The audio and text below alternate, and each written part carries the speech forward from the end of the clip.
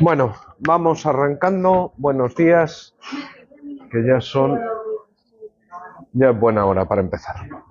A ver, hoy nos vamos a ocupar de los criterios interpretativos, pero por favor, apuntad aquí que se viene un 4, 3, 12, ¿vale? ¡Oh, por Dios! Sí.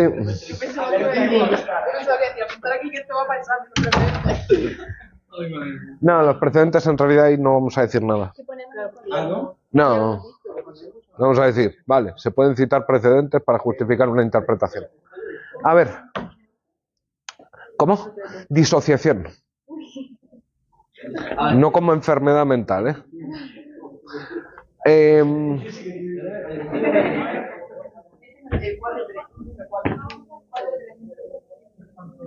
A ver, criterios de interpretación.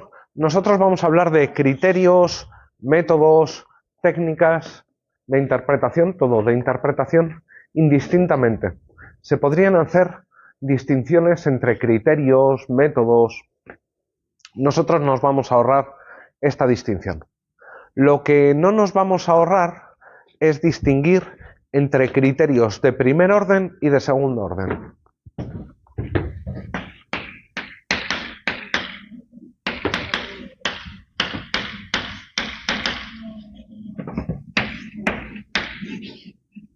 A ver, los criterios de primer orden lo que hacen o lo que son herramientas lingüísticas que te sirven para atribuir un significado, ¿vale?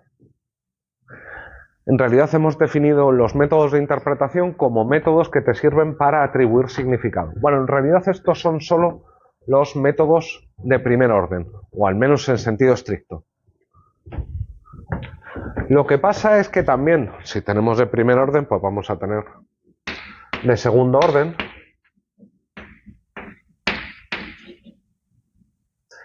Que lo que hacen es establecer una jerarquía entre los criterios de primer orden.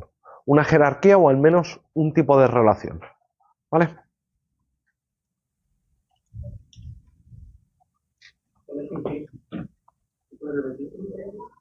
Los criterios de segundo orden lo que hacen es establecer relaciones entre los criterios de primer orden. Son como metacriterios. ¿Ve? Son metacriterios. Dentro de los criterios de segundo orden tenemos dos tipos, ¿vale? De preferencia y de exclusión. Esto es fácil de entender. De exclusión, que se excluye un determinado criterio interpretativo, de preferencia, que se prefiere un determinado criterio interpretativo por encima de otro u otros. De primer grado. Lo que pasa es que aquí tenemos que diferenciar en los dos casos entre criterios de preferencia relativos y absolutos. Esto está dentro de los criterios de preferencia, metacriterios de preferencia y metacriterios de exclusión, que pueden ser relativos o absolutos.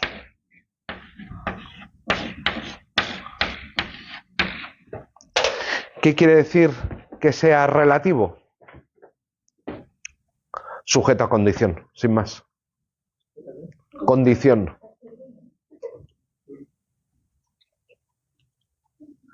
Claro, se puede decir queda prohibida o queda excluida la interpretación a contrario, salvo que no quede más remedio.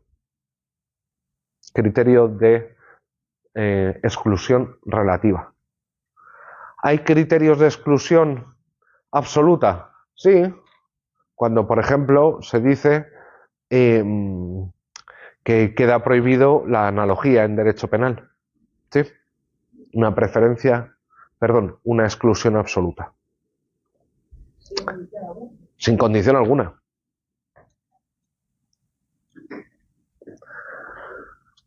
Preferencia relativa.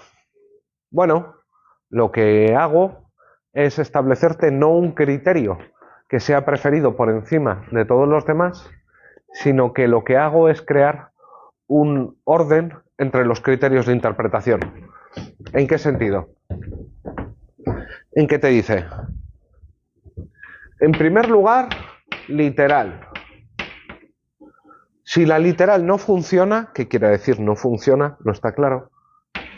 Entonces, la intención del legislador. Si no funciona la intención del legislador, entonces, teleológica.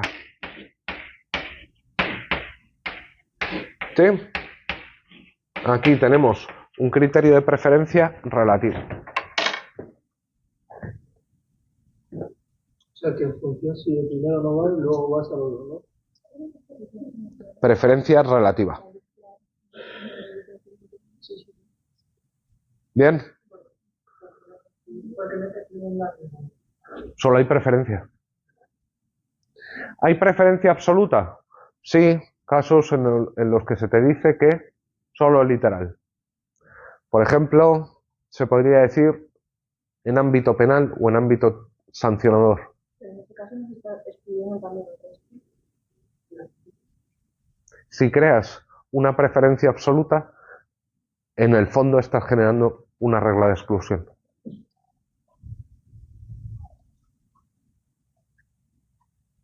Eso a ver si lo entiendo. O sea, lo que ha dicho usted del orden es en cuanto a criterio de preferencia, ¿no? Relativo. Relativo. Y el absoluto.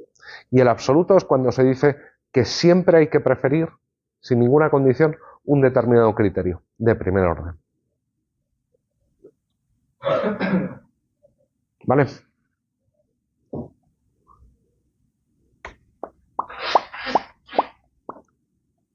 Pues dicho esto, nos vamos con los criterios en concreto.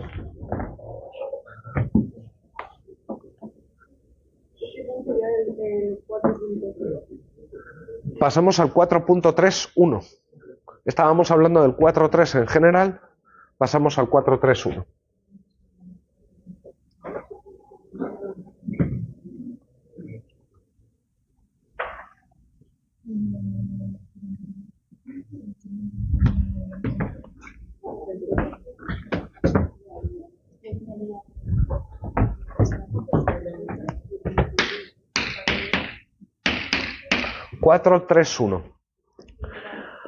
Literal, efectivamente.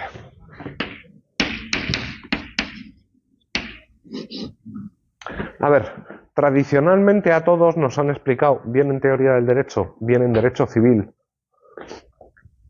el criterio literal como el sentido obvio, claro de las palabras, el sentido natural de las palabras.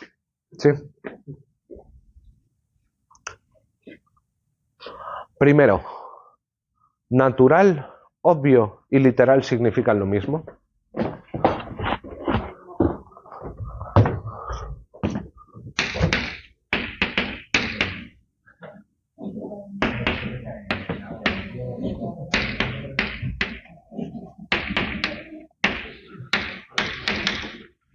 Vale. ¿Qué podemos entender por significado literal? Por significado literal podemos entender el significado recogido en la RAE. Si la RAE realmente recogiese los usos lingüísticos vigentes, sí. Otra cosa es que lo haga, que esto es discutible. Sí. O sea, la definición está cual, lo ha recogido en la RAE. Sí. Si quieres te lo puedo decir de otra manera. Los usos o el significado atribuido mayoritariamente en la práctica lingüística vigente. Pero también te puedo decir la RAE y... Sí. Deja de ser una pregunta. No.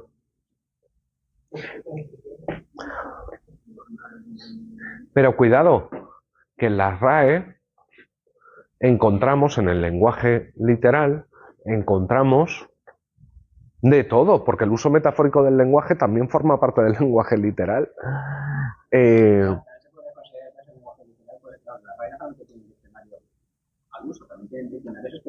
Sí. Sí. Claro. ¿Tienen diccionario jurídico? ¿Sabéis que existe? Metéis en la página de la RAE. Vale. Diccionario jurídico. Este sería, bueno, el uso mayoritario de los términos. Sin embargo, tenemos que darnos cuenta de que nuestra práctica vigente de hablar español no es unívoca. Sabemos que dentro del lenguaje natural o literal, perdón, hay ambigüedades sintácticas, semánticas y pragmáticas. Así que cuando se nos dice que se debe acudir al sentido literal de las palabras, ¿cuál? ¿Cuál? Porque a veces es equívoco. ¿Al del contexto se puede acudir? Sí, pero a veces sigue siendo ambiguo, sigue generando problemas de equivocidad. Segunda cuestión respecto del significado literal. ¿Seguro que esto es una buena idea para interpretar todos los textos jurídicos? Mirad, esto se basa en el argumento según el cual... Espera, si todavía no hemos ni empezado, macho. Entonces, Estoy agobiado. es lo que ha dicho Agustín. ¿El qué? Cuando has dicho que tenemos que acudir al sentido literal de las palabras, porque tenemos que interpretar. Ah, bueno, claro, siempre tenemos que interpretar. Interpretar literalmente es interpretar. Es usar las reglas de la RAE o de los usos lingüísticos comunes para interpretar. Primer problema, se produce ambigüedad. Segundo problema, ¿seguro que es una buena idea interpretar? ¿Cómo? Se produce ambigüedad porque no, el sentido no es claro, ¿no? Claro. No es claro o puede ser ambiguo. Ojo que son dos cosas diferentes. ¿Cómo? ¿Es contradictorio a lo que usted está diciendo? ¿En qué sentido? En el sentido de que nosotros sabemos que en cuanto a los enunciados, cada palabra es ambigua, tiene bastante significado, entonces es, digamos, nuestro pensamiento que atendiendo al contexto, lo que ha dicho Agustín, se le atribuye un significado u otro. ¿Puedo siempre a partir del contexto de enunciación determinar cuál es el significado literal? Ponte a sacar el contexto de enunciación en una ley. Debo tener en cuenta las circunstancias en las que el legislador, el momento político, el momento histórico, el momento social, emanó esa ley para interpretarla. ¡Uf! Hombre, tú te lees la ley y ya vas a saber. Cuidado que la exposición de motivos no siempre responde al texto de la ley. Por ejemplo, eso pasa muy claramente en Chile, en el que no tienen exposición de motivos, tienen mensaje de la ley. El problema es que hay veces que se aprueba primero el preámbulo y después se aprueba el articulado con modificaciones.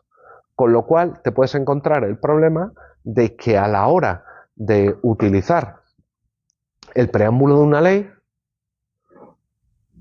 no coincide con lo que dice el articulado. ¿Sí? Así que el contexto de enunciación no es fácil de determinar. Por ejemplo, mañana el gobierno saca una ley acerca del problema de la vivienda, ¿vale? Para intentar solucionarlo. El contexto es que hay un problema de la vivienda y es una situación actual. O sea, Agustín, ¿cuál es el problema de la vivienda? es difícil, pero No, pero es que me estás diciendo, tenemos que acudir al contexto social del problema de la vivienda. porque es muy caro, poca vivienda y fondos públicos por todos lados. Así, amor, esto en... ¿Todo el mundo coincide con esta descripción del problema de la vivienda? No, yo creo más alguna de las que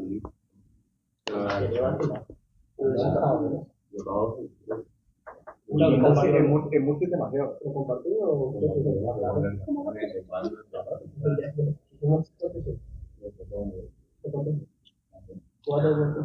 Alguien podría decir que es un problema de falta de vivienda pública. Hay gente que podría decir que es un problema de ofrecer incentivos fiscales a los constructores para que haya más vivienda. Otros podrían decir, no, si no tenemos un problema exactamente de vivienda, sino de disponibilidad de vivienda, porque hay mucha vivienda cerrada, ¿sí? De bancos y de particulares. Pues ahora también habrá que determinar por los temas conceptos sociales actuales. Generalmente lo que se escribe en la ley con contexto actual. O sea, el contexto actual. Claro, en plan, no me refiero a ese contexto. Hay que acudir al contexto actual. Mira, a ver, lo digo de otra manera. Agustín, lo que estás diciendo tiene dos problemas. El primer problema es, como estaba diciendo David, ¿cuál contexto? Porque pasado mañana el contexto ha cambiado, al día siguiente ha cambiado, en un año, año y medio, con lo cual vamos a tener dudas de qué contexto. En segundo lugar, cuando decimos contexto, el contexto es susceptible de diferentes descripciones, y al ser susceptible de diferentes descripciones, tiene el problema de que dependiendo de cómo lo describa, lo relevante va a ser una cosa para interpretar o va a ser otra, ¿sí?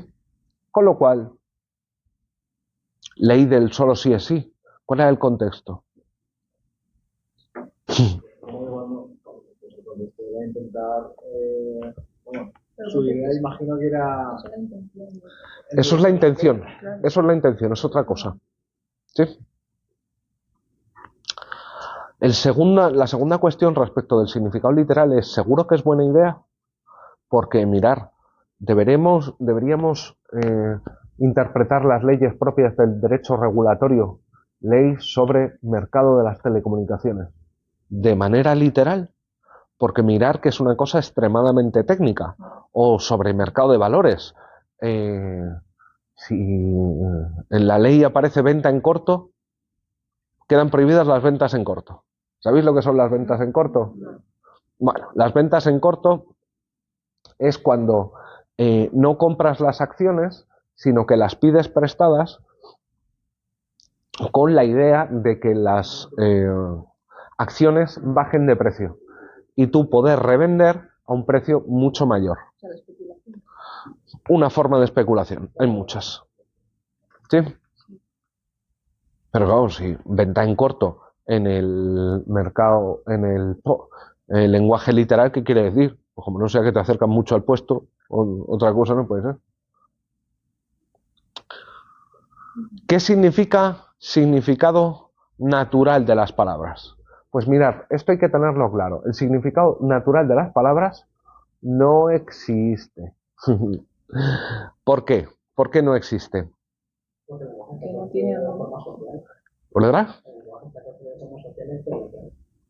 Exactamente. El lenguaje es un producto de la sociedad, una serie de convenciones sociales, y de natural no tiene nada. Nos lo hemos inventado nosotros. Tanto es así que las invenciones van cambiando no solo en el tiempo, sino de lugar a lugar. No es lo mismo como ha evolucionado el latín en los diferentes países de la Unión Europea. Imagínate. ¿Sí? No existe. No. Hemos dicho que literal es lo mismo que natural. Sí, lo que pasa es que me ha faltado. Tienes razón, Imac. ¿Vale?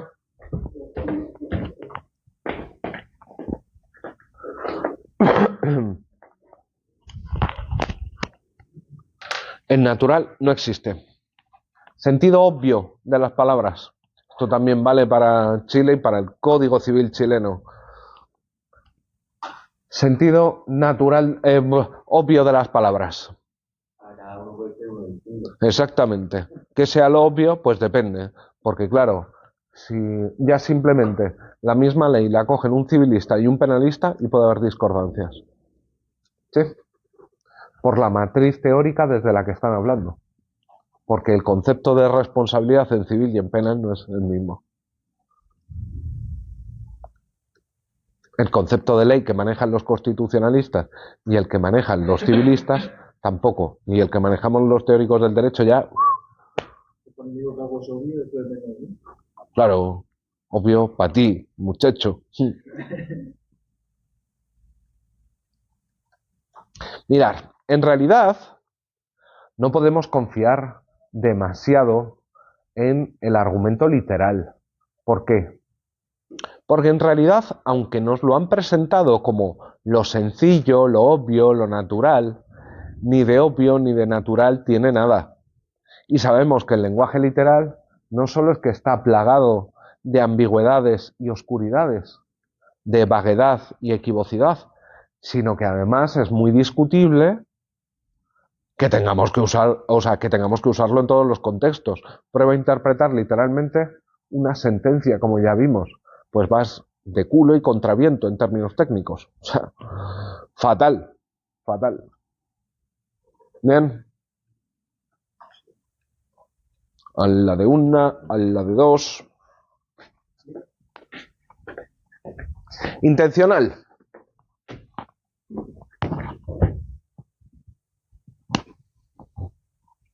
Si os acordáis, cuando hablamos de identificación de raciones de Chirendi, ya vimos algo sobre el intencional. Sí. Sí. Los de interpretación literaria los vemos la semana que viene.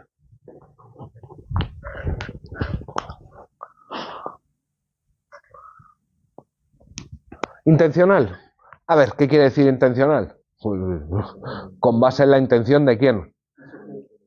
Del sujeto, del legislador, del sujeto que ha creado la norma.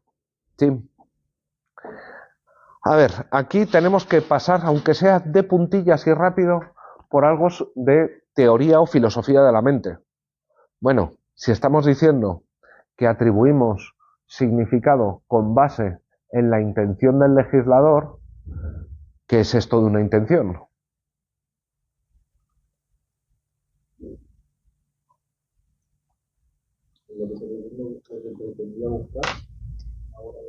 ¿Qué estoy haciendo?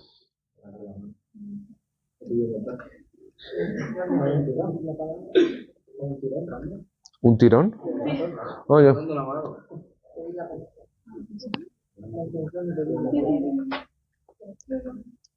El saludo fascista se puede interpretar de muchas maneras. Mirad, cuando nosotros describimos acciones que no son meramente físicas, no decimos simplemente ha levantado la mano, incluso en levantar la mano ya hay una intención, porque también puede ser, como estaban diciendo, un espasmo, un reflejo.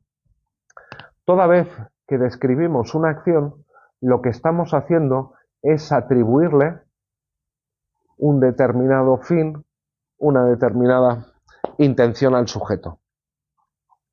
Pero entonces, la intención parecería algo diferente del propio movimiento corporal.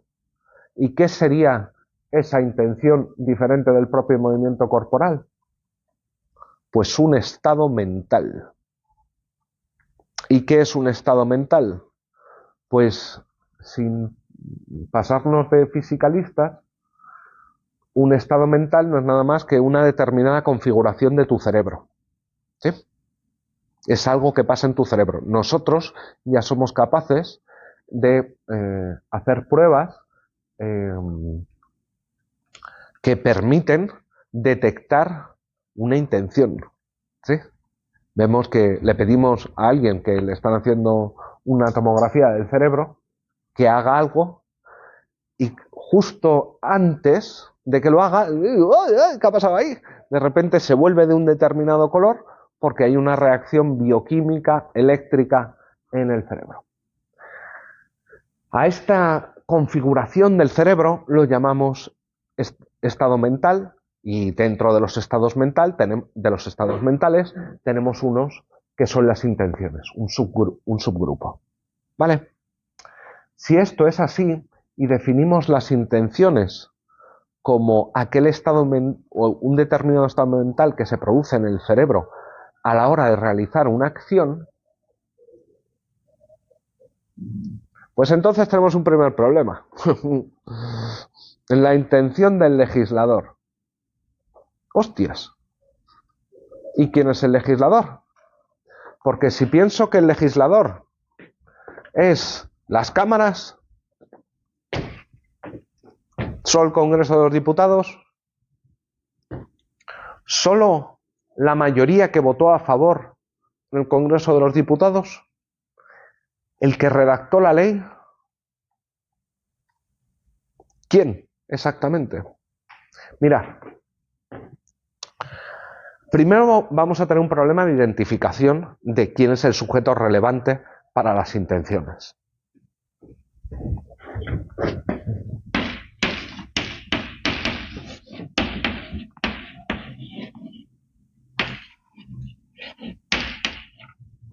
Pero a menos que nos encontremos en la época de los estados absolutos, de los monarcas absolutos, lo que va a pasar es que el sujeto que dicta un enunciado es casi siempre un sujeto colectivo. Y aquí nos surge un segundo problema, que vamos a llamar el problema ontológico. ¿En qué consiste el problema ontológico? Repito, hemos dicho que las intenciones son estados mentales y los estados mentales son configuraciones de nuestro cerebro. Vale, ok. Para decir que el legislador tiene una única intención, tendríamos que afirmar que todos los sujetos que forman parte de ese sujeto que hemos considerado como relevante tienen exactamente el mismo estado mental. Lo que evidentemente es imposible. Es imposible porque al ser cerebros diferentes, la configuración nunca va a ser la misma. Es completamente imposible. Así que tenemos un pequeño gran problema para hablar de intención del legislador. Hay un caso en el que sí podríamos hablar de intención del legislador, y es que los estados mentales de estas personas estuviesen conectados. Lo que pasa es que esto sí se da en la naturaleza, pero en muy poquitos casos. Enjambres.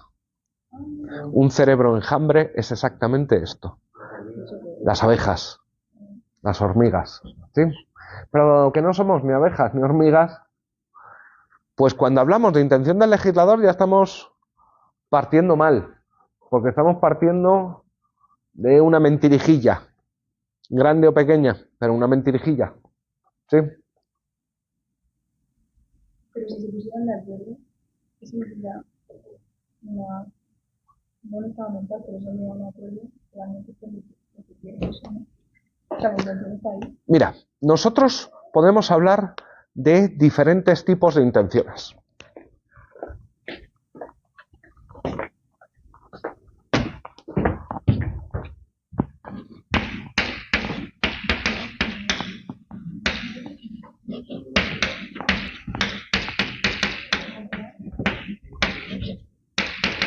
Diferentes tipos de intenciones. ¿En qué sentido? Claro, a ver, recuérdame tu nombre por fin que no me acuerdo. Ángela. Ángela nos está diciendo, ¿tienen la intención de aprobar el texto?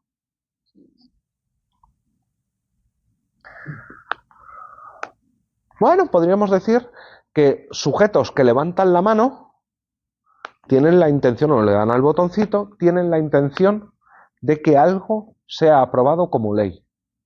¿Sí? Obvio el problema de... ¿Y los que han votado en contra? Pero, venga, quedémonos solo con los que han votado a favor. ¿Todos los que han votado a favor lo han hecho por las mismas razones? El problema es que si la intención es únicamente la intención de aprobar un texto, nos quedaría interpretarlo. Y no puedo usar la intención de aprobar el texto como una intención para saber qué significa el texto, porque la intención llega únicamente hasta la creación del texto. Pero si, por ejemplo, una persona crea el texto y luego se vota, no puede ser el de la persona que crea el texto. Espera, voy primero con Ángela. A ver, tú me estás diciendo, hay una intención, y yo te digo, claro que hay una intención, la intención de aprobar el texto. ¿Vale? ¿Puedo usar esa intención para atribuir significado? A ver, si únicamente nos fijamos en la intención de aprobar el texto, esa intención llega solo hasta la aprobación del texto, pero no hasta su atribución de significado. El acuerdo sería únicamente en queremos que esto cuente como ley, pero cuáles sean las razones de cada cual para que algo cuente como ley pueden ser diferentes. Repite. Si no se queda en la realidad del texto, y luego, si una votación, que si la interpretación no puede ser sobre la persona que ha creado el texto. Vale. Primero, raramente es solo una persona, suelen ser equipos. Vamos a ver, hay una cosa que se llama redacción legal, que consiste precisamente en redactar textos jurídicos. Hay, dependiendo de los países y las circunstancias, muchas veces se le dan a comisiones de expertos. Cuando se quiere reformar el Código Penal o el Código Civil, se montan un experto de no sé, un panel de no sé cuántos expertos, con lo cual otras veces se subcontrata. La redacción de leyes se subcontrata. Se manda a despachos de abogados, especialmente cuando son normativas muy técnicas. Los legisladores no saben lo suficiente y los abogados de cortes saben lo que saben, pero si les metes en determinados vericuetos dicen, pues ni puta idea de cómo funciona esta parte.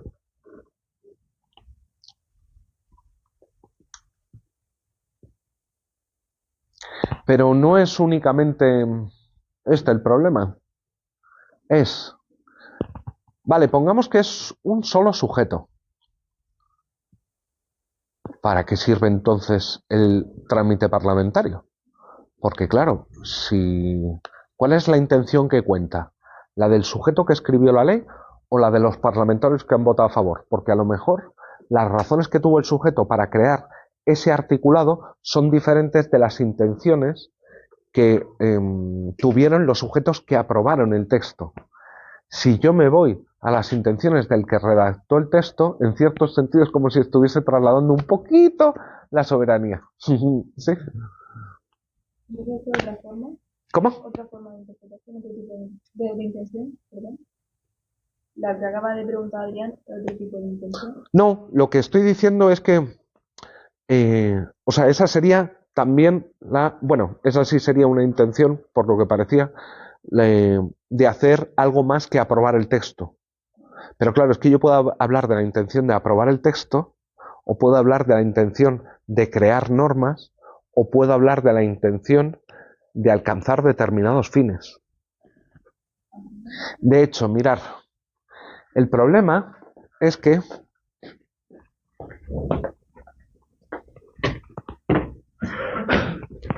nuestras intenciones funcionan en forma de cascada. ¿Qué quiere decir en forma de cascada? Si yo le digo a Imad, suelta el puñetero móvil, ¿qué es lo que estoy pretendiendo hacer ahí? La atienda. Puede ser que suelte el móvil, que atienda.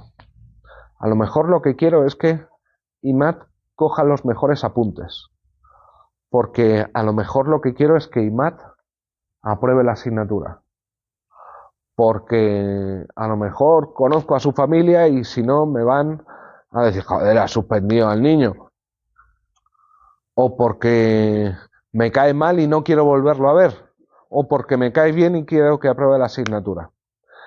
Mirad, cuando a mí me preguntan las intenciones, yo puedo siempre tener o remitirme a una intención ulterior.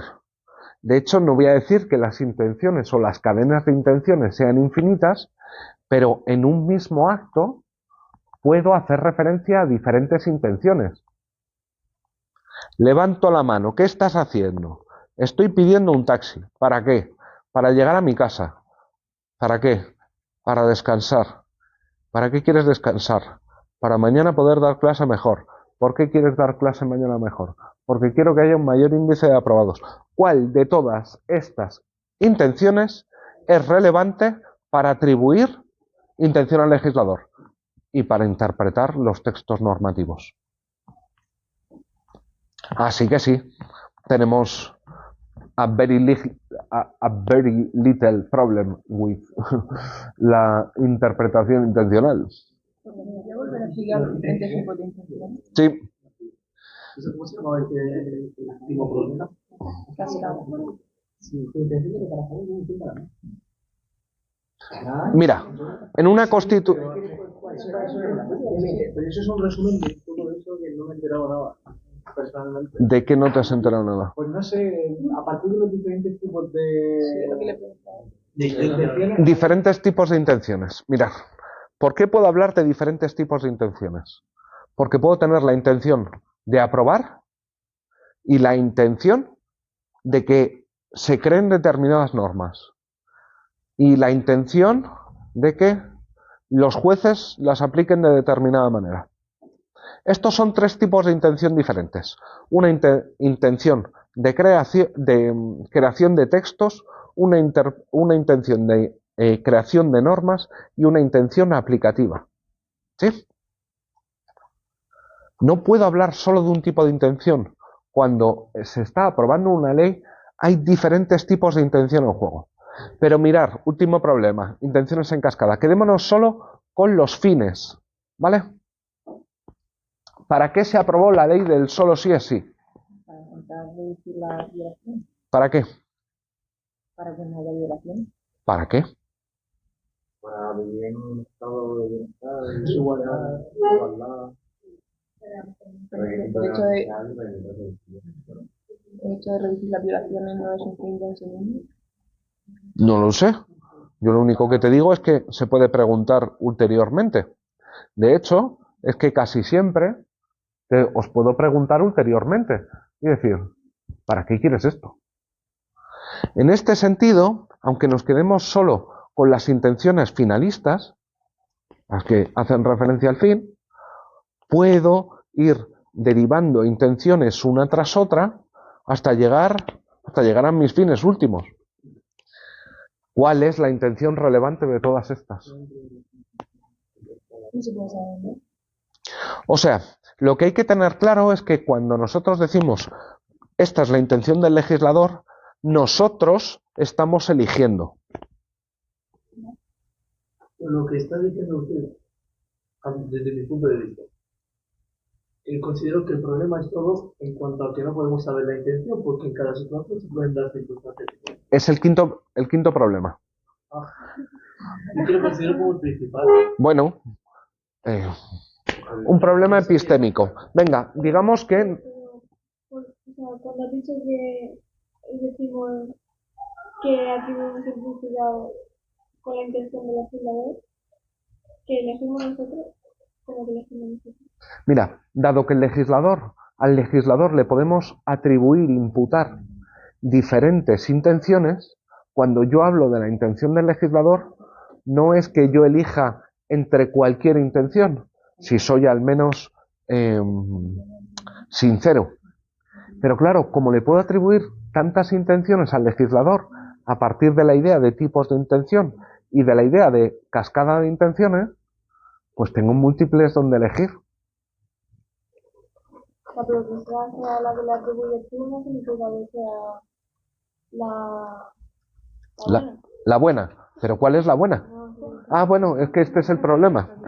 El problema es que no sabemos cuál es la buena. Pero mira, venga, incluso aunque dijemos, nos vamos a quedar con la intención última, finalista, y hay un solo sujeto.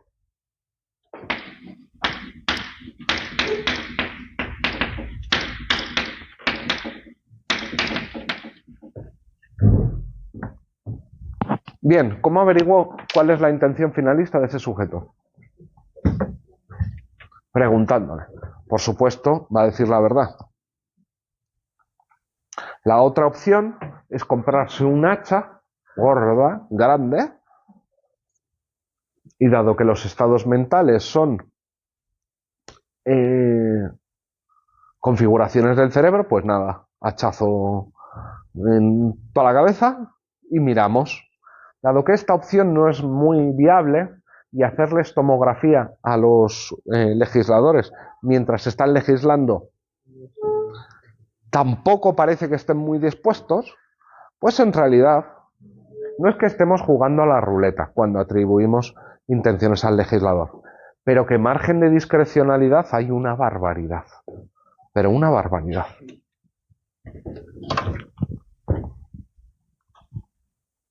Pero yo creo que de esta manera los problemas serían infinitos en este sentido, porque saldría uno tras otro. Hombre, si quieres podemos buscar más. Yo ya eso lo veo. La epistemica es que simplemente nos vamos a quedar con la intención final. La epistémica. Es que no. La epistémica es, vale, en el presupuesto de que haya un solo legislador y que tengamos y que nos vayamos a fijar solo en su intención finalista última, que es lo que quiere conseguir, ¿cómo lo averiguamos? Le hacemos un escáner cerebral, le abrimos el cráneo. Pero que te ha molado lo de abrir el cráneo. No hay. O sea, Inés, que andes preguntando eso a estas alturas del curso, me siento insultado. ¿Puedes hacer un pequeño resumen del problema epistémico? Es que estoy confiando y si Gloria venga, ataca.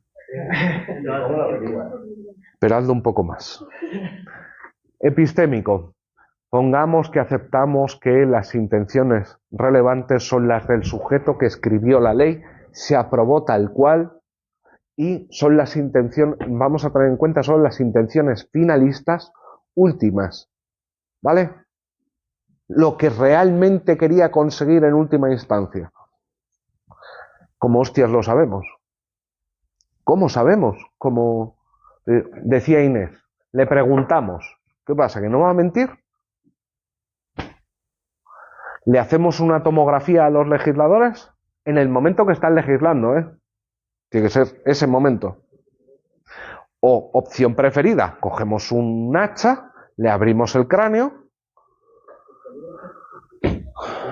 No, polígrafo te dice si mientes o no, pero no cuál es el estado mental. Así que, cuando nosotros decimos que la intención del legislador es X, Y o Z,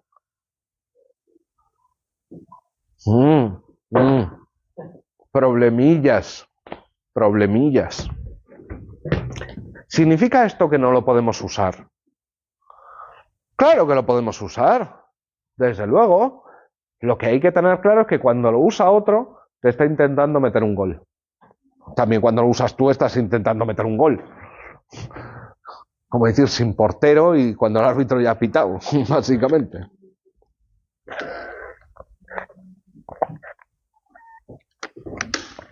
Pensaba que esto me iba a llevar menos tiempo. Pero bueno. 433, teleológico.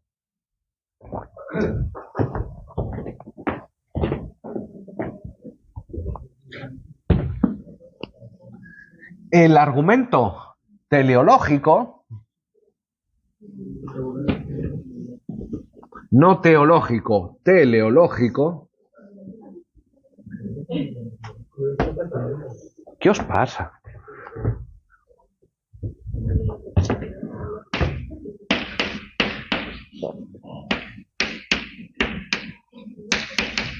Teleológico. El teleológico hace referencia al fin de la norma. Y ahora, daros un segundo antes de saltarme a la yugular.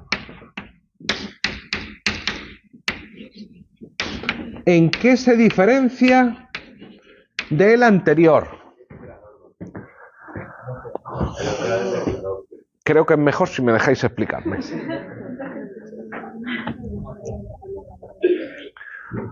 ¿Podemos atribuirle un objetivo a la norma más allá de las intenciones del sujeto que la creó? No sé si sí, pero se hace. Claramente, se hace. Es un fin que no depende de la subjetividad del legislador. ¿Vale? No depende de la creatividad. De la creatividad. Ah, de la creatividad. Que aquí no se ve la... Que ahí no se oye. No, es que no se estaba, no se callaba aquí ningún padre. Como niños pequeños. ¿Queréis que os dé caramelitos luego al final después de clase?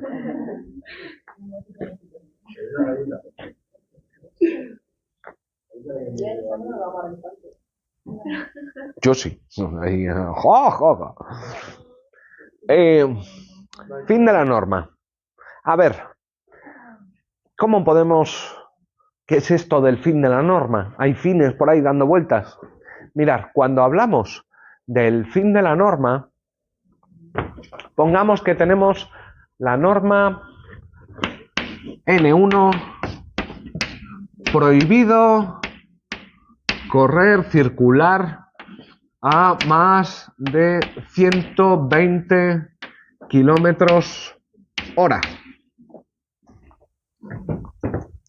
Pregunta, ¿cuáles son las razones que justifican esta norma? ¿Por qué tenemos esta norma? Seguridad vial.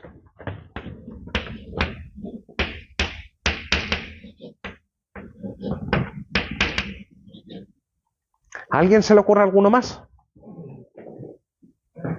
Por restricción de libertades. Hombre, pero eso no parece una razón. Contaminación. Contaminación, sí. Reducir la contaminación. Para que algo cuente como razón, tiene que hacer plausible la norma. Si yo digo, ¿por qué creamos la norma de... mira, la del COVID, cuando estuvimos todos encerradicos? Pues yo puedo decir, evitar contagios, evitar problemas de orden público. Y alguien podría decir, para controlarnos. Si yo digo que es para controlarnos, evidentemente la norma no aparece como justificada. Solo vamos a considerar razones, fines de la norma, aquellas que justifican la norma, no las que la no justifican. Creo que le debería de pasar los apuntes directamente. Sí, se lo paso. Sí, porque te veo con unos problemas de visión ahí, torciendo el cuello.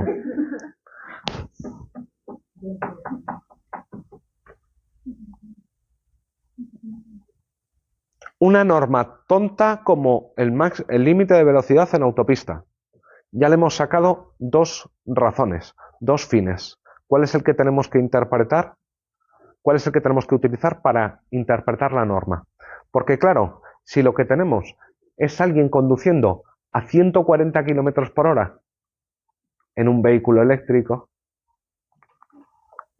que no contamina, y si lo que tenemos es 6 de la mañana en verano, recta, deportivo hiperseguro, visibilidad plena, y el tipo le mete hasta los 180, el tipo o la tipa. Ahí hay un problema de seguridad vial. Vista clara, ni un solo coche en la carretera, ahí, ningún peligro. ¿Cómo?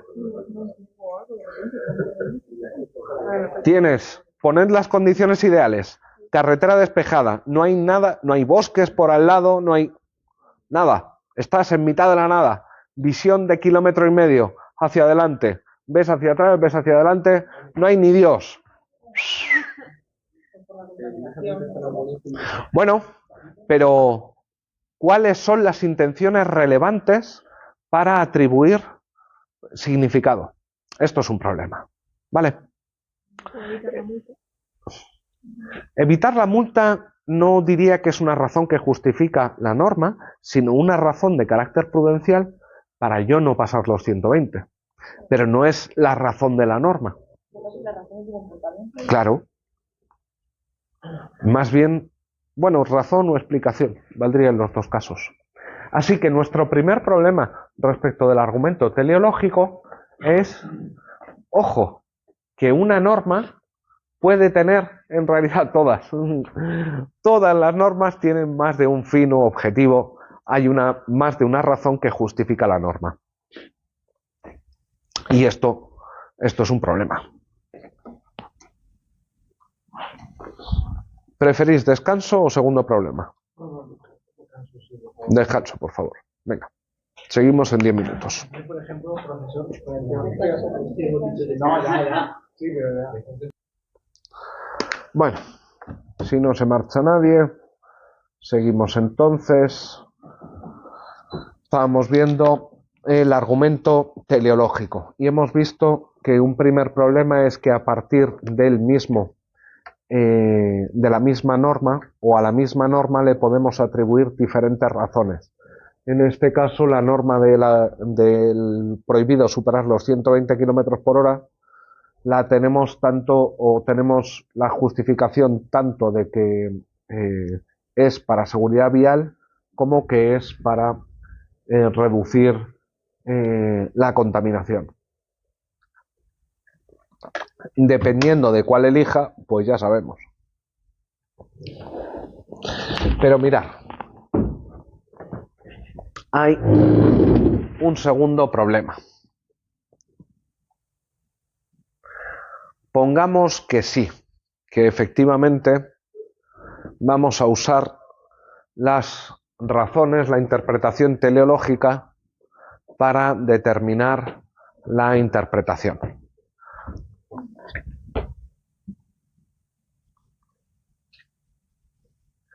Pongamos que tenemos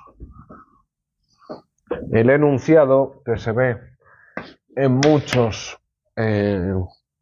bloques de edificios, según el cual está prohibido jugar a la pelota.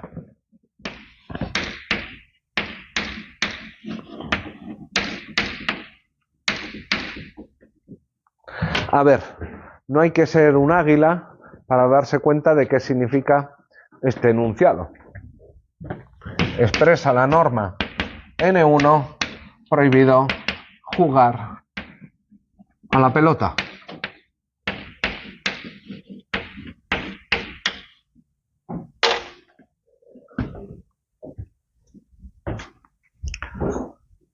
¿Una canica es una pelota? ¿Qué entendéis por pelota? ¿Un balón solo de fútbol? ¿Sabéis cuáles son las pelotas antiestrés? ¿Eso es una pelota? ¿Una pelota antiestrés? A ver, ¿cuáles son las razones para prohibir jugar a la pelota? Pues sobre todo, ruido. Si estoy jugando en mi mano con la pelota antiestrés, hago ruido. ¿Qué ruido voy a hacer? También podría ser evitar daños.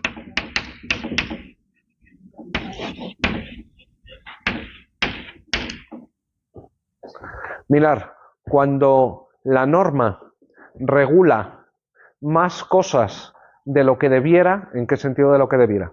Más normas de lo que justifican sus razones. ¿Vale? Tenemos la norma prohibido jugar a la pelota. ¿Por qué tenemos la norma prohibido jugar a la pelota? Por el ruido y para evitar daños en el patrimonio. Una pelota de esas antiestrés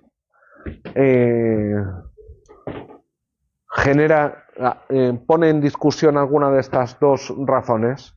No. Cuando tenemos que la norma regula más casos de los que está justificado con base en sus razones, a eso lo llamamos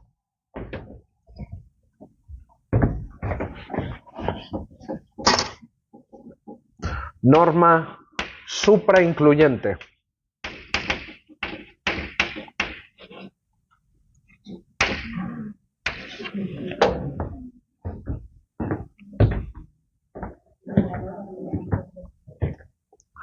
Hay casos en los que la norma regula menos de lo que debiera a la luz de sus razones.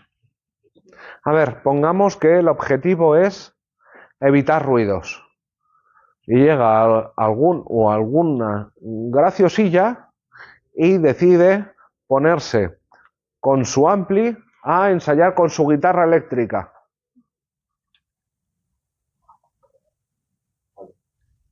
Entonces es cuando lo quieres pisar el cuello y no únicamente prohibirle. Sí, al menos a la hora de la siesta, muerte.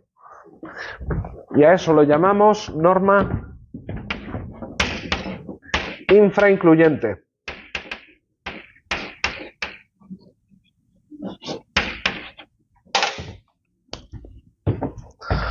A ver,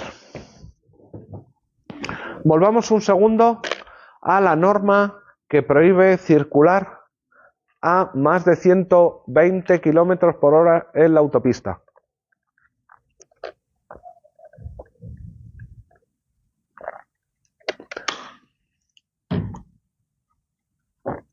Es razonable tener en cuenta que el tipo llevaba un coche muy seguro, que eran las 6 de la mañana, que no había nadie, que era verano, que había plena visibilidad. ¿Debo tener en cuenta esto a la hora de interpretar el enunciado prohibido superar los 120 kilómetros por hora? ¿No? Si yo que voy a 190, o sea, tengo en cuenta todo esto, no me estoy adaptando a las razones que el legislador ha querido llevar a cabo. El legislador no estamos hablando de las intenciones del legislador, sino del fin de la norma. Primera cosa. Pero claro, si yo estoy tomando todas las medidas de seguridad habidas y por haber, y el fin de la norma es... No, eso es la norma. El fin de la norma es evitar que haya accidentes de tráfico. ¿Lo tengo en cuenta o no lo tengo en cuenta? Porque claro, si no vamos a multar a gente para evitar que haya un accidente, cuando es muy improbable que haya un accidente, o imposible que haya un accidente.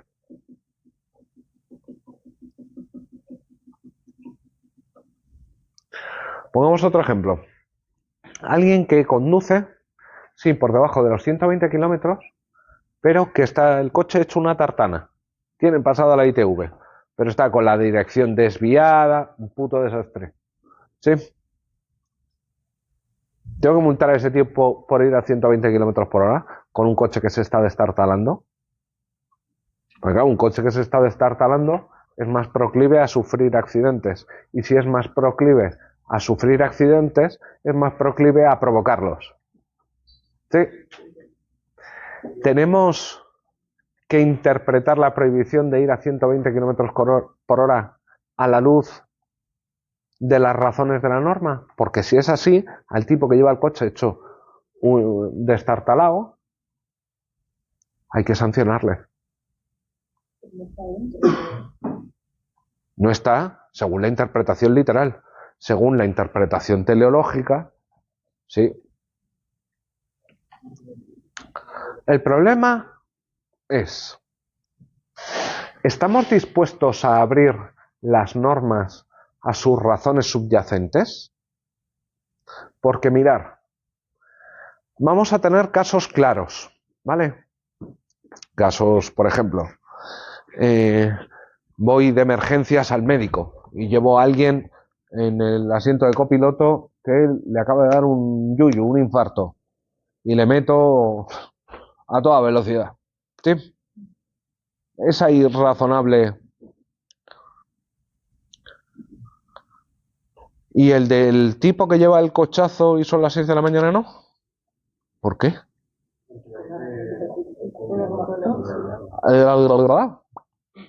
Tiene seguro que hacer una razón de necesidad. En el primer caso. En el del... Hombre, pero ¿solo en los casos de necesidad se pueden saltar las normas? ¿O solo debemos reinterpretar las normas en este caso?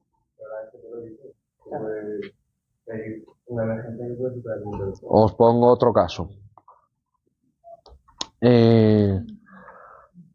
prohibido subir armas en el autobús. Esto aparece en los autobuses de algunos lugares. ¿Sí? Y lo que tenemos es a alguien que va a una exposición de armas y se monta en el autobús con su permiso de armas, con todos los papeles en regla. ¿Le multamos? Mirar, el problema es que si nos cerramos absolutamente a la idea de revisar las normas a la luz de sus razones, de reinterpretar los enunciados a la luz de sus razones, vamos a tener casos claramente absurdos. Vamos a tener casos que, en términos de Friedrich Schauer, que es también el que acuña lo de supraincluyente e infraincluyente, vamos a tener casos recalcitrantes. ¿Qué es un caso recalcitrante? Pues cuando estás aplicando una norma y los resultados son claramente absurdos, injustos. Si nos cerramos completamente a la reinterpretación con base en razones, vamos a tener casos recalcitrantes. ¿Sí? Sí. Si nos negamos a revisar la interpretación con base en las razones subyacentes, ¿sí?, vamos a tener casos recalcitrantes. ¿En qué sentido? En que por respetar la literalidad de la norma vamos a sancionar en casos que no parece que tengan sentido. Porque se respeta la razón subyacente. Y al no utilizarlo. ¿Y qué pasa si lo utilizamos? Y decimos, no, queremos respuestas razonables. No estoy ampliando las razones pueden ser las mismas. Digo, voy a revisar solo con base en estas razones. Pero alguien te podría decir, ¿y cuándo sí? ¿Y cuándo no? El problema es que como pongas el pie en la puerta y estés dispuesto a aceptar, se puede descontrolar hasta el punto de que si ya conozco cuáles son las razones, ¿para qué quiero la norma? Si las razones, si voy a acudir a las razones toda vez que tenga un caso, ¿para qué quiero la norma? Acudo directamente a las razones y todo solucionado.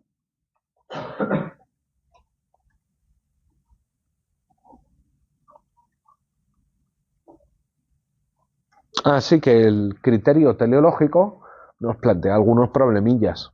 La pluralidad de razones y sobre todo que si lo uso parece que es muy difícil ponerle límite y si no lo uso voy a tener experiencias, casos recalcitrantes. Tampoco nos gusta. Así que es un callejón sin salida. Efectivamente, callejón sin salida. ¿Vale? Se usa en la práctica a montones, pero los jueces suelen ser muy reticentes a aceptarlo. ¿Sí? Suelen ser muy reticentes porque saben que están ejerciendo discrecionalidad. Si tú le llegas a un juez y le dices, no, mira, es que recurro la multa porque iba, sí, a 140, pero coche buenísimo, carretera despejada, 6 de la mañana, no circula nadie, te va a decir, nada. En otros casos, sin embargo, claramente sí van a estar dispuestos a abrir a las razones subyacentes. Bien, vamos con el argumento sistemático. El problema es cuán grande ha de ser la diferencia entre la regla y la razón científica de la regla para modificar la regla. ¿Qué quiere decir? ¿Qué quiere decir? ¿Es que lo estás por apuntes del año pasado? ¿Yo he subido eso? No, eso lo ha subido Tría. es de otro grupo. Pero vamos, yo os lo cuento.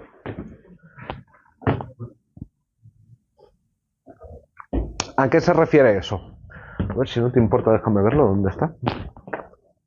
¿A qué se refiere eso? A ver, nosotros podemos admitir... Ah, sí. Uy, sí, esto lo he puesto yo. Se me va la olla. No me acordaba. Entonces, claro que te puedes estudiar IMAT esto ya por adelantado, si hay un apunte. Pues yo tampoco. Claro. A ver, si yo supero los 120 kilómetros, pero voy a 125,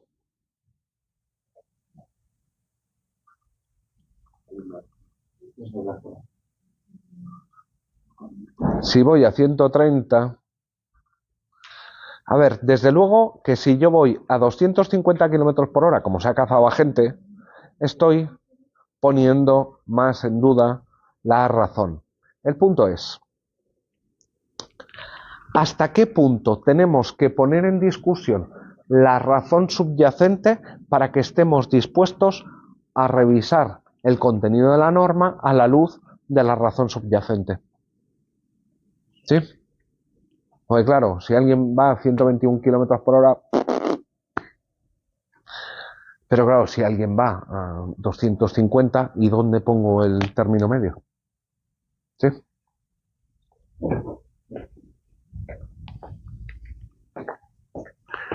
Argumento sistemático.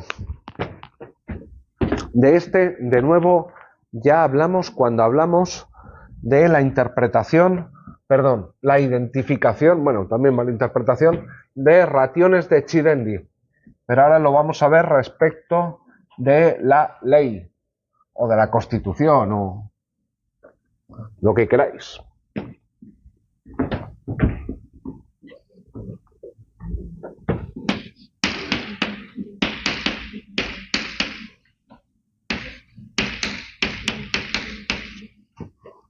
A ver, interpretar sistemáticamente significa interpretar de manera coherente con el resto del ordenamiento jurídico.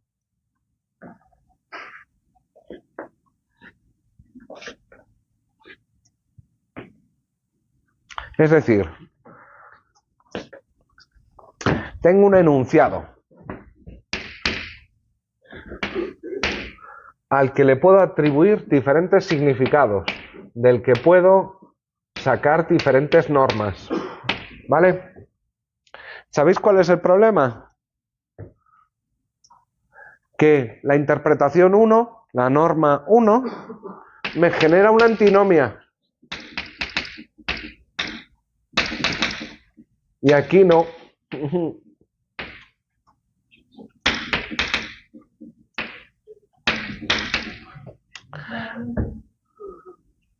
Ponte que yo puedo interpretar literalmente e intencionalmente, ¿vale?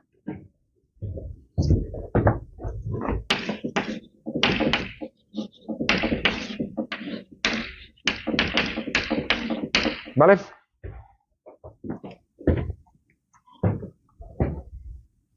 Claro, si tengo dos interpretaciones que me conducen a dos normas diferentes y una de ellas me genera una antinomia y la otra no, el argumento sistemático te dice elige la que no te crea la antinomia, la que es conforme con el resto del ordenamiento. Visto así, visto desde este punto de vista, si os fijáis, no es un criterio de primer orden, es un criterio de segundo orden. Porque es un criterio de segundo orden de preferencia absoluta.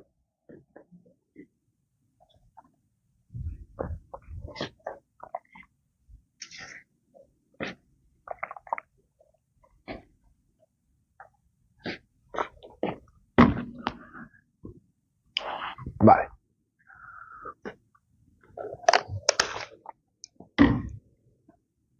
Sin embargo, tienen varias versiones el argumento sistemático, ¿vale? Mirar, el más conocido, el más empleado en nuestro y nuestros ordenamientos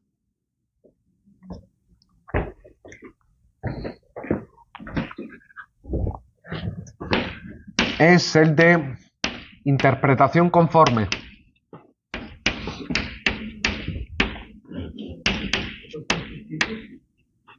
Sí, tipos. Interpretación conforme. ¿Qué es la interpretación conforme? Pues llega el Tribunal Constitucional, que tiene que analizar la constitucionalidad de una ley y te dice, mira, si interpretas en este sentido la ley es inconstitucional. Si la interpretas en este otro sentido es constitucional. ¿Qué es lo que te está diciendo ahí? Te está diciendo, mira, tienes que adaptar la interpretación de la ley a la norma superior. Sí.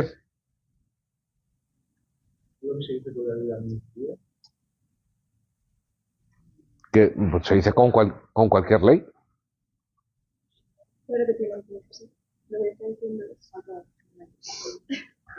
Que tienes que interpretar de manera coherente con normas superiores. El reglamento respecto de la ley, todo el derecho respecto del derecho comunitario. ¿Sí? ¿Cómo? A ver.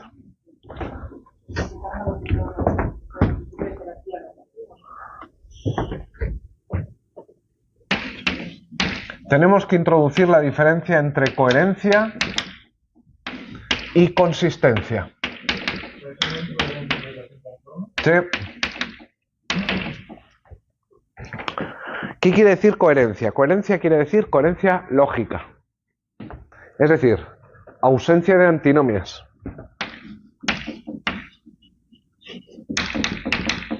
Ya sabemos cuáles son las antinomias y cómo reconocerlas.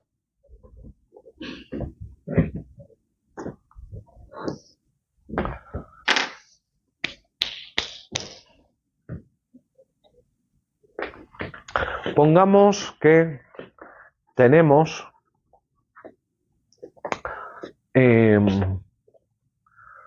una legislación que sobre adopciones que establece cuáles son las personas que pueden adoptar. Y dice, mira, en primer lugar, las personas casadas, heterosexuales. En segundo lugar, las personas solteras. Y en tercer lugar, las parejas homosexuales. Esto pasa en muchos lugares. ¿Sí? ¿Viola esto, genera una antinomia con el principio de igualdad? Ya, pero ponte tú en el papel del Tribunal Constitucional. ¿Viola o no viola? ¿Hay una antinomia? ¿Puedes localizar la antinomia? Te iba a decir bajo la persiana, pero no, te estoy dando de lado.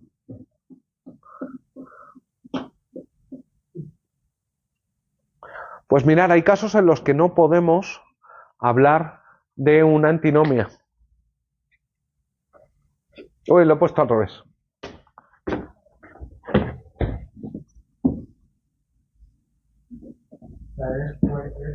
Consistencia, coherencia. Estamos hablando ahora de consistencia. Sí, consistencia lógica. Uy, no sé qué he hecho con la tiza.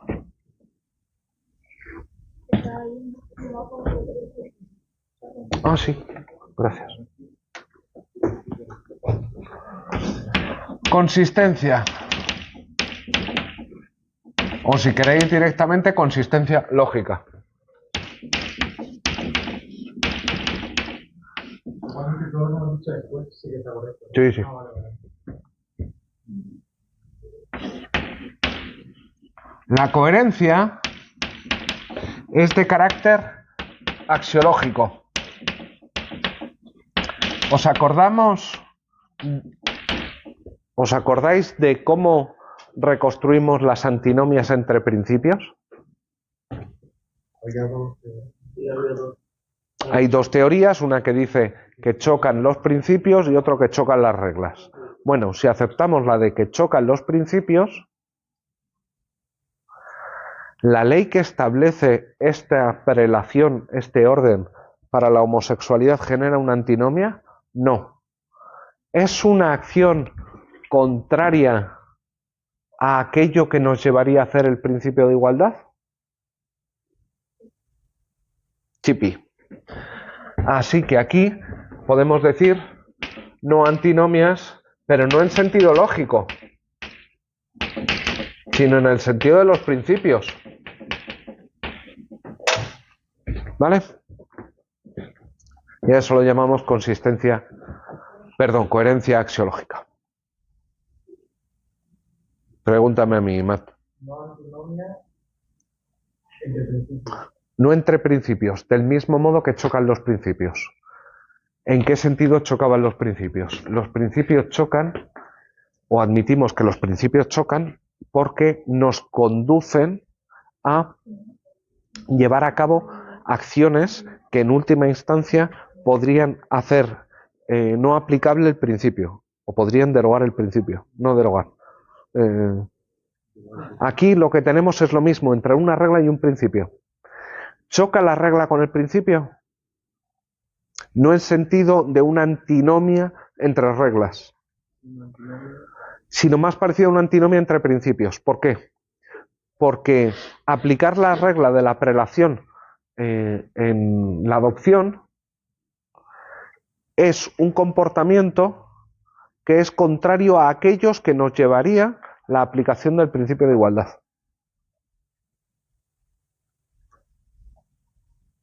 Es una antinomia entre principios. Se parece. Utilizamos la noción de antinomia entre principios para dar cuenta de esta falta de coherencia axiológica. Hemos dicho, los principios, ¿en qué sentido podían chocar? Las reglas derivadas, ok, pero sobre todo porque dos principios nos pueden llevar a justificar acciones que en última instancia hacen inaplicable el otro principio. ¿Vale? Por ejemplo, libertad e igualdad. Yo puedo llevar la libertad hasta el punto de que elimine la igualdad. Y viceversa, la igualdad la puedo llevar hasta el punto de que elimine completamente la libertad. ¿Vale? Aquí, ¿qué es lo que tenemos? Que si lo que tenemos es una norma de prelación de adoptantes y el principio de igualdad te llevaría a usar esa norma o a formular esa norma, te llevaría a usar o la contraria o una bien diferente. ¿Sí? Bien.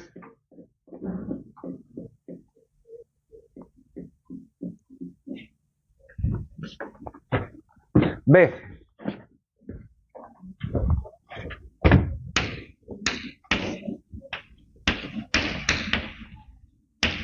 Constancia terminológica.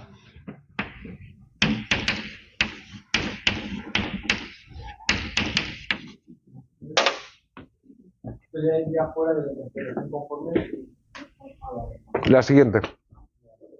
Constancia terminológica. A ver, tenemos el Código Civil que define niño. Y nos encontramos con el Tratado Internacional de Protección de Niños, Niñas y Menores. El tratado no define, no lo sé si define o no, qué es un niño o niña. Pero nosotros tenemos la definición del Código Civil. Constancia terminológica. Utiliza siempre los términos en el mismo sentido. Mira, es que en el Código Civil no aparece definido la muerte. Ya, pero en el protocolo, en el anexo de la ley de trasplante de órganos, sí aparece una definición de muerte. Así que vas a interpretar toda referencia a la muerte en el Código Civil a través del anexo de la ley de trasplante de órganos. Un mismo significado lo usas para todo el ordenamiento, ¿vale? ¿Sabéis lo malo de este criterio? Que también existe exactamente el contrario.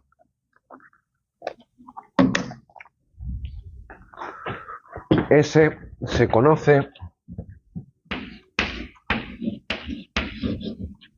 como sedes materiae.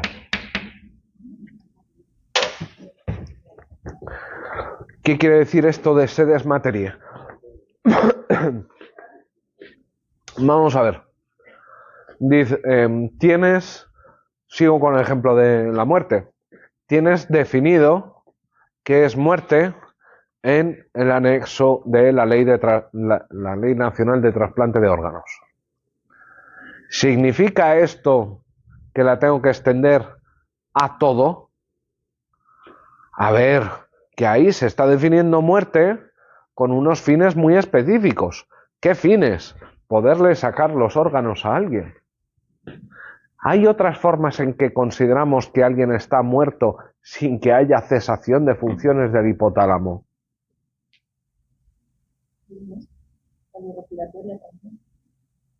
Chipi. Sí. De hecho, para certificar que alguien está muerto, latido del corazón, respiración y poco más. Sí, habéis perdido algún familiar en un hospital, no que se os haya extraviado, sino que haya fallecido. Eso es lo que se hace. No a la primera, o sea, no es que simplemente se te para el corazón y te dicen, ¡hala, para el cajón! No, son un poco más prudentes, pero tampoco una barbaridad, ¿eh?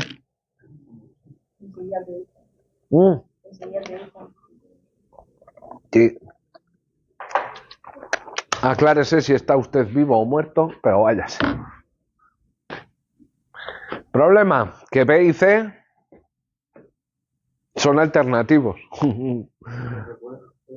Sí, ese es el problema. Se puede escoger o uno u otro. Puedes decir que voy a usar sedes materia o puedo decir que voy a usar constancia terminológica. Ese es material. Sería utilizar el significado del término solo para... El texto donde ha sido definido. Es más, el sedes materiae se puede poner más complicado, ¿vale? ¿Cuáles son los derechos fundamentales según la Constitución española?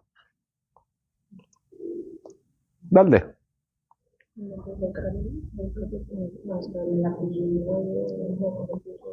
¿Qué sección? ¿Título primero entero? Sección primera. ¿Qué es lo que se está haciendo ahí?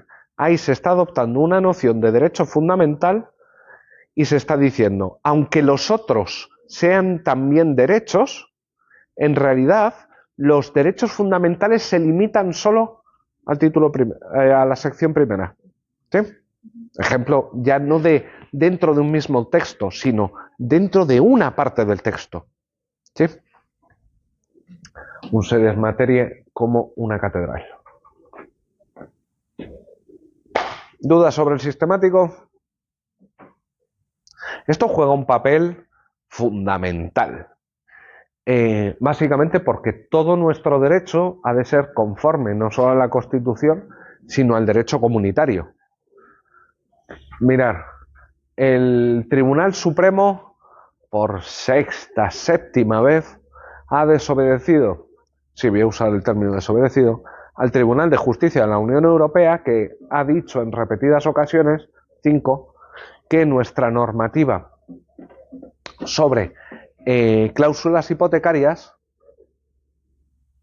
es contraria al derecho comunitario porque daña la protección europea a los consumidores.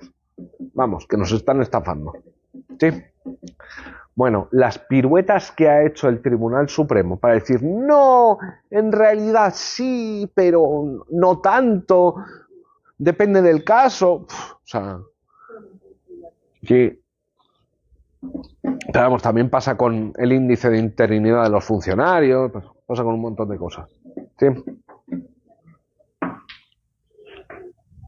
5, a contrario. Uy, qué bonito es esto.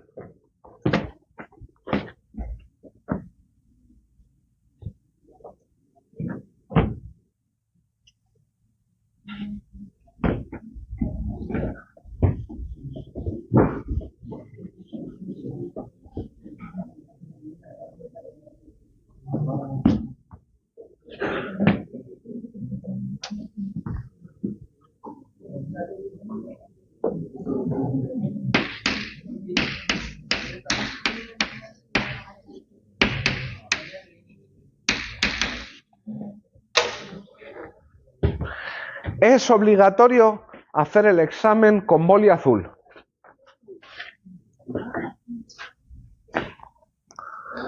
¿Y con negro? ¿El negro y el azul son contrarios? El negro no es azul. ¿Puedo escribir determinadas partes en azul y poner el nombre en negro? ¿Hacerlo todo el examen con negro? O sea, no puedo poner ciertas partes en azul, ciertas partes en negro, usarlo a lo mejor para subrayar.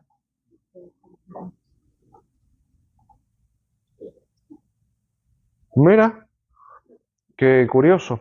Lo que estáis haciendo ahí es interpretar a contrario. ¿Qué estáis haciendo? Mirad, yo estoy diciendo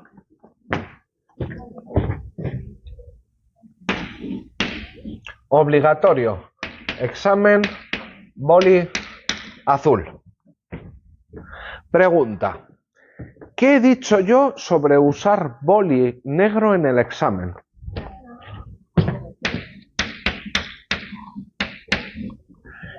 Y Matt y Agustín, con sus santos, voy a dejarlo ahí, han decidido que a partir de que yo no he dicho nada, se sigue que está prohibido.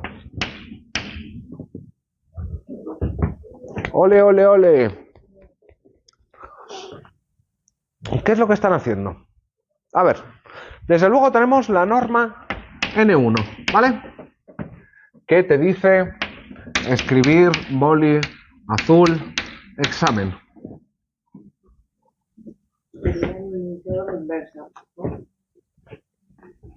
Están creando una categoría complementaria, ¿vale? Que sea complementaria o cuando sea complementaria va a depender de que tenga algunas de las propiedades que aparecen en esta norma. Puede ser boli azul, boli verde, pluma, estilográfica,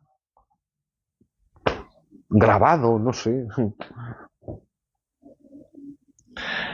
Y claro, creo la categoría complementaria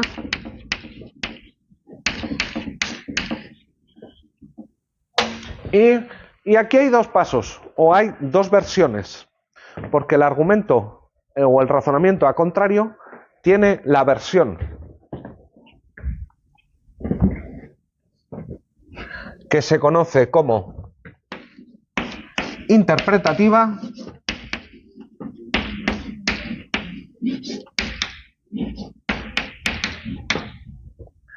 y la versión productiva.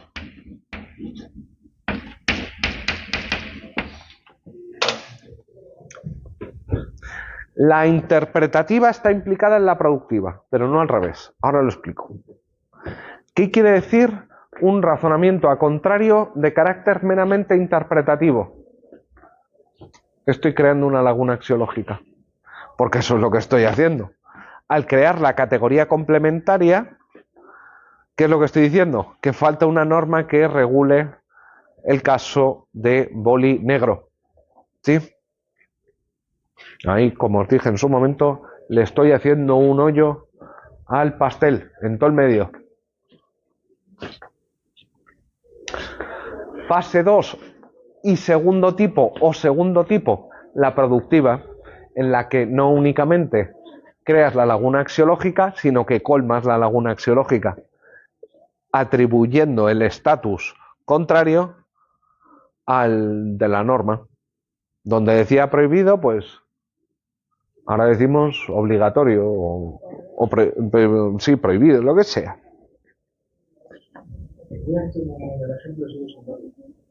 Sigue sin verlo. A ver, Agustín, el hecho de que yo diga que que es obligatorio escribir en boli azul, ¿qué nos dice sobre beber agua en el examen? Nada. ¿Qué nos dice sobre venir vestido correctamente? ¿Qué nos dice sobre boli azul? Perdón, sobre boli negro. Ya me lío. La inversa, ¿pero por qué es la inversa? La inversa podría ser boli rojo, boli verde. Estáis presuponiendo que la norma es obligatorio escribir exclusivamente en boli negro, pero lo que te está diciendo la norma es que tienes que escribir en boli negro. Y que está prohibido no escribir en boli negro. Claro, ¿eso significa que no puedo escribir en azul? ¿Qué pasa si yo los dibujitos me preguntan antinomias y quiero poner el dibujito de las antinomias? ¿Ahí no lo puedo escribir con boli azul?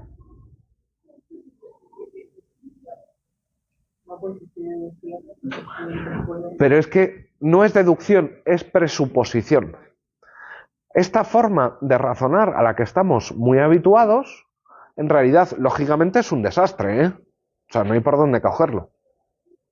No hay por dónde cogerlo. Otra cosa es que tú pienses que por el hecho de que sea obligatorio hacer el examen boli negro, ello implique que sea exclusivamente en boli negro. Pero la norma no dice eso. La norma dice obligatorio hacer el examen con boli negro, no exclusivamente con boli negro.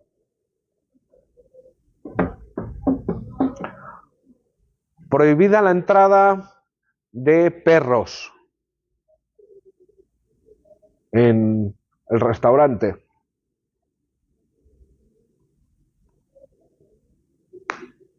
Y tú te presentas con un lobo, te traes un perraco así, del género Canis lupus, que se puede comer a la mitad de los comensales. Vale. ¿Qué nos dice la norma sobre los lobos? Nada. Nada.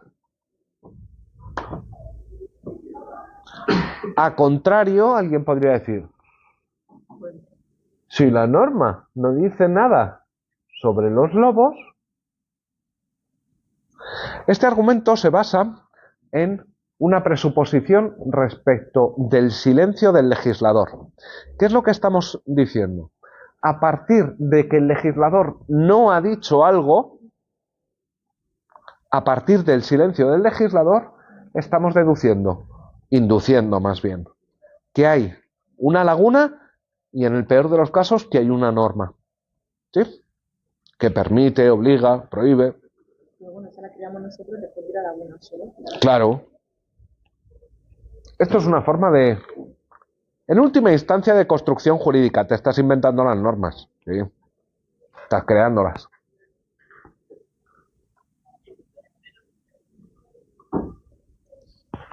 Y a ver qué me traes. Uy, las 11 en point. A ver que no se me esté olvidando nada de él. A contrario, fundamental de la contrario, aparte de las dos versiones, el punto es que está basado en el silencio del legislador. Este es el punto fundamental. ¿Vale? Pues nos vemos la semana que viene. ¿Dudas? Sí. Callaros u os azoto.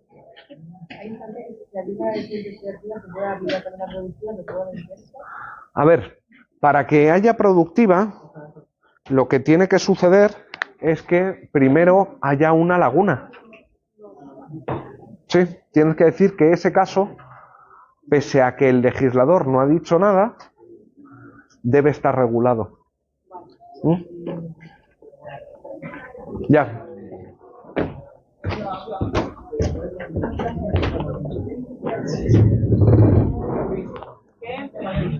Ay, Le dime. pregunté el otro día, bueno, le mandé un correo, que no quiero ser pesada, pero porque, Te respondí con esto, entonces es que está todo bien. o sea, que me pone el pero